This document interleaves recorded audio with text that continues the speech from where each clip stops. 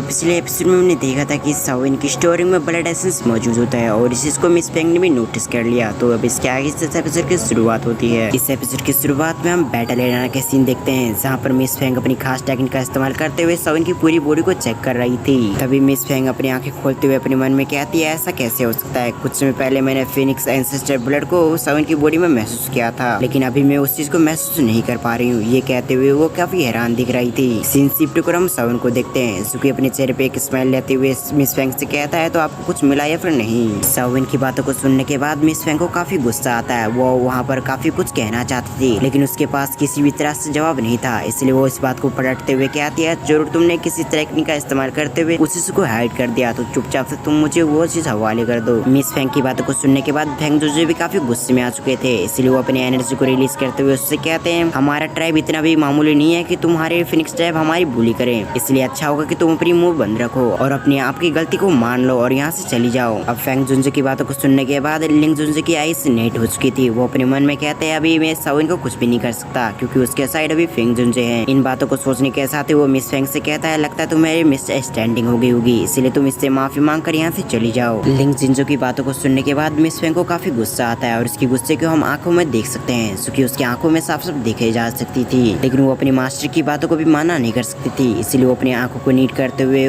पीछे पलट जाती है और वहाँ से जाते हुए साविन से कहती है, तुम यहाँ से जा सकते हो, लेकिन इस बात को याद रखना कि ये मैटर अभी तक खत्म नहीं हुआ है। इससे पहले मिस फेंग यहाँ से जा पाती, उससे पहले साविन अपने हैंड को फोल्ड करते हुए कहता है, मिस फेंग आप यहाँ से जाने से पहले कुछ भूल रही हैं, जैसा कि आपने प्रॉमिस किया था कि आप मुझसे माफी मांगेंगी अगर मेरी स्टोरी में कुछ भी नहीं मिला तो। अब साविन की बातों को सुनने के साथ ही वो वहीं पर रुक जाती है। दूसरी तरफ हम ऑडियंस को देखते हैं, जो कि वहाँ पर बातें करने लगते हैं। वो सभी बातें कर रहे थे कि क्या मिस फेंग यहाँ पर अपनी गलती को नहीं मानेंगी। अब इन सभी की ऐसी बातों को सुनने के बाद मिस फेंग काफी गुस्से में आ चुकी थी। वो अपने मन में कहती है, मैं इस लड़की को खत्म कर दूंगी। फिर वो अपनी मुट्ठी को बंद करने के साथ ही साविन से कहती है, आज जो भी हुआ है वो मेरी गलती थी, इसलिए तुम मुझे माफ कर दो। ये कहने के साथ ही वो वहाँ पर बिना रोके वहाँ से चली जाती है, क्योंकि वो समझ चुकी थी कि साविन की होने की वजह से उसकी काफी बेइज्जती हो चुकी है और इसलिए अगर वो वहाँ पर और रुकी तो उसकी और भी बेइज्जती हो सकती थी। अब दूसरी तरफ हम लिंग जुंजू को देखते हैं, जो कि साविन की तरफ देखते हुए उससे कहता है, मैं तुम्हें लाइटिंग मूवमेंट टेक्निक को इस्तेमाल करने की इजाजत देता हूँ, लेकिन तुम इस टेक्निक को किसी और को पास नहीं कर सकते, और अगर तुमने ऐसा करने की कोशिश किया तो हमारा वेट लाइन बबल कदम उठाएगा और मुझे उम्मीद है कि तुम ऐसा करने की कोशिश नहीं करोगे। अब पूरी बात सुनने के बाद साविन इसके लिए एग्री हो चुका था। वो लिंग जुंजी की तरफ देखते हुए उससे कहता है, आपने जैसा कहा मैं उससे ही करूंगा, मैं इस टेक्निक को किसी और को नहीं दूंगा। ये कहने के साथ ही साविन लिंग जुंजू को ग्रीट करता है और वहीं पर चुपचाप खड़ा हो चुका था। फिर फेंग जुंजे अपनी कदम को बढ़ाते हुए लिंग जुंजू से कहते हैं, अभी जब यहाँ का मैटर खत्म हो चुका तो अब हमें यहाँ से निकलना चाहिए। अब इस बात को सुनने के साथ ही लिंग जुंजे एक नोट कर देते हैं। दूसरी तरफ हम बाकी लोगों को देखते हैं, जो कि इस बात से काफी खुश हो चुके थे। दूसरी तरफ हम फिर से फेंग जुंजे को देखते हैं, जो कि साविन से कहते हैं, अब चलने के लिए तैयार हो जाओ। ये कहने के साथ ही वो अपनी एनर्जी में साविन को लपेट लेते हैं और वहाँ से जाने लगते हैं, और उसके पीछे हम मिसमू और लिंगजी को भी देखते हैं, जो कि साविन को फॉलो कर रहे थे। अब उन सभी को जाते देख लिंग जुंजे मिस फेंग से कहता है, क्या तुमने वाकई उसके अंदर से ब्लड एसेंस को महसूस किया था?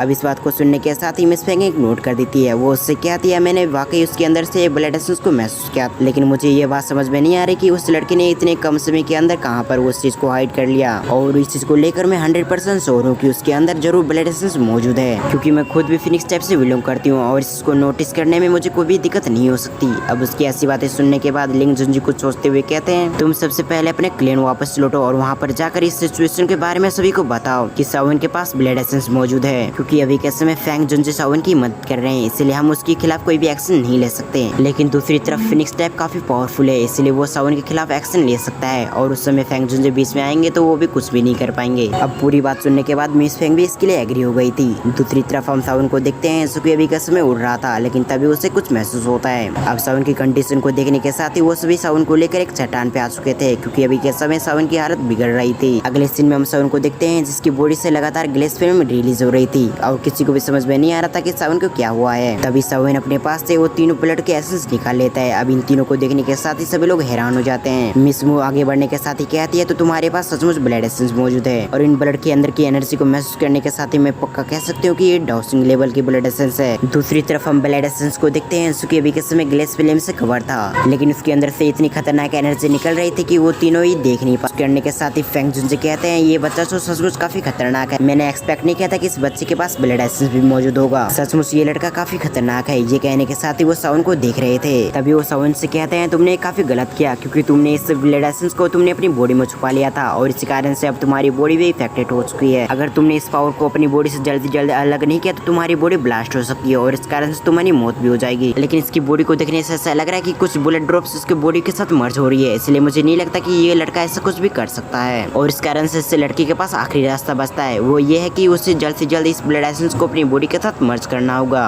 अगले सीन में हम सेवन को देखते हैं जो कि उन ब्लड एसेंस को एक जगह इकट्ठा करने की कोशिश कर रहा था और कुछ समय के अंदर वो ऐसा करने में कामयाबी हो जाता है। सेवन अपने मन में कहता है मुझे ब्लड ड्रॉप्स को जल्द से जल्द रिफाइन करना होगा, क्योंकि अगर मैंने ऐसा नहीं किया तो मेरे साथ और मेरे सोल के साथ कुछ गलत हो सकता है। ये सोचने के साथ ही वो रिफाइनिंग फर्नेस को वहाँ पर लेके आ जाता है अपने सोल सी के अंदर और वहीं पर ब्लड ड्रॉप्स को रिफाइन करने लगता है। ये थॉट के साथ ही सेवन उन ब्लड ड्रॉप्स को रिफाइन करने की कोशिश करने लगता है। दूसरी तरफ फैंस उनसे हैरान होते हुए कहते हैं ये लड़का तो ब्लड एसेंस को कंज्यूम करने की कोशिश कर रहा है। अब इस सीन को दिखाते हुए हमारा ये पार्ट यहाँ पर एंड होता है। अब अगर आपको नेक्स्ट पार्ट देखना है तो वो मेरे सेकंड चैनल पे आएगा, जिसका लिंक आपको डिस्क्रिप्शन में मिल जाएगा और कुछ समय के अंदर ट्रेलर प्रीव्यू भी अपलोड कर दूंगा। तो इसीलिए अगर आपको वीडियो पसंद आए तो वीडियो को लाइक करके चैनल को सब्सक्राइब कर लें। इसके साथ ही साथ बेल आइकन कॉल पे प्रेस करना ना भूलें। तो फिर मैं मिलता हूं किसी और वीडियो में, जब तक के लिए थैंक्स फॉर वॉचिंग।